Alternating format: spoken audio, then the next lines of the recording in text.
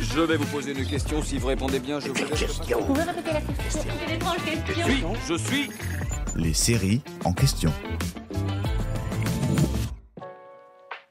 Le Remplaçant, c'est l'histoire de Nicolas Valère, un prof de français aux méthodes peu orthodoxes et au ton aussi peu conventionnel. Un personnage incarné par un acteur peu réputé, lui aussi pour rentrer dans les cases, Joey Starr. L'ex-membre de NTM insuffle toute son énergie animale, son phrasé déroutant et son regard marqué à ce prof passant d'établissement en établissement, pensant les plaies des élèves, croisant le fer avec les adultes. Au fil de ces saisons, ce Remplaçant sans lycée fixe s'est baladé un peu partout dans l'Hexagone.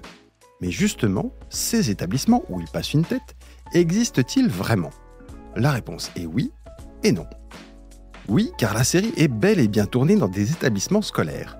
Le pilote et la première saison du Remplaçant a été mise en boîte à l'école supérieure de Supélec, sur le campus universitaire de Paris-Saclay en Essonne.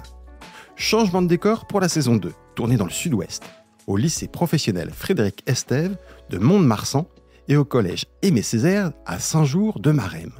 Pour la troisième saison, le Remplaçant a établi 2 camps de base. Le premier au lycée Robert Keller de Cachan, dans le Val-de-Marne, le second dans le prestigieux lycée Buffon de Paris, dans le 15e arrondissement. Et d'ailleurs, pour l'anecdote, hormis les personnages principaux, les élèves vus dans la série sont généralement les vrais pensionnaires des établissements scolaires. Et non, car la production a rebaptisé chaque établissement dans lequel elle a tourné. Ainsi, par exemple, pour la seconde saison, Nicolas Valère enseigne au sein du lycée professionnel Thomas Pesquet. Et dans la troisième, il officie au lycée Méliès de Brest. 2 appellations totalement fictives. Un petit subterfuge dont le Remplaçant a le secret. J'espère que cet épisode vous a plu.